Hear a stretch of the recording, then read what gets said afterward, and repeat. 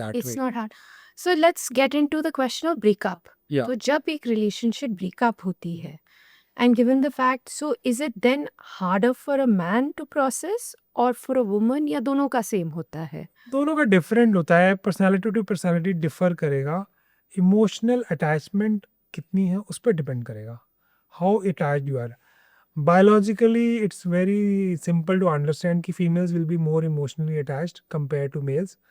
But ऐसा भी होता है, there are sensitive males and very strong females. I know one of the female in my college time, she was very popular for one comment: do whatever you want to do with me, but I don't want to have a relationship, long term relationship. तो कहने का मतलब ये है कि exceptions हो सकते हैं, but majority of the times it will more emotional toll will be on the female compared to a male. It will be. And then But I'm not saying कि males emotionally परेशान नहीं होंगे, वो भी बहुत ज़्यादा परेशान हो सकते हैं. बल्कि मेल्स में कई बार क्या दिक्कत होती है कि female will try to choose an alpha male, तो बाकी मेल्स का क्या होगा?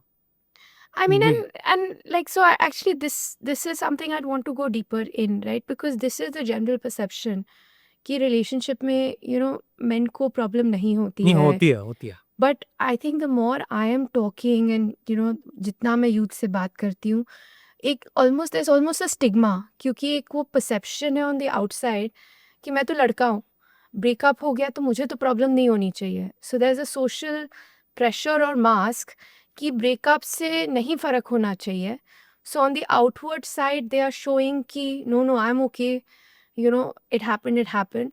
But inside they are breaking और उनको फ़र्क पड़ रहा है, लेकिन वो डील नहीं कर पा रहे हो, वो बात नहीं कर पा रहे हैं. You know, for a female, for a woman, if something happens, heartbreak, relationship हो जाता है, आप उसके बारे में बात कर सकते हैं, you're getting sympathy.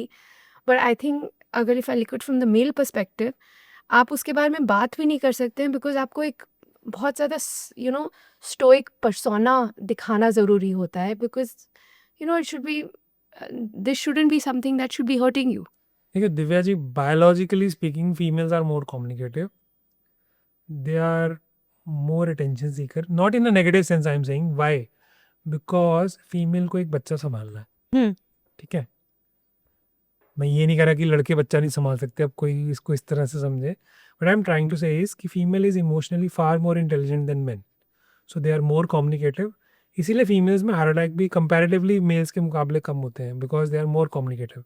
और जिस जैसे फीमेल्स एंटरप्रेन्योरशिप में या प्रोफेशनल कैरियर में ऊपर जाते हैं, तो उनका बीपी और उनका शुगर और उनका हार्ट अटैक भी बढ़ जाता है.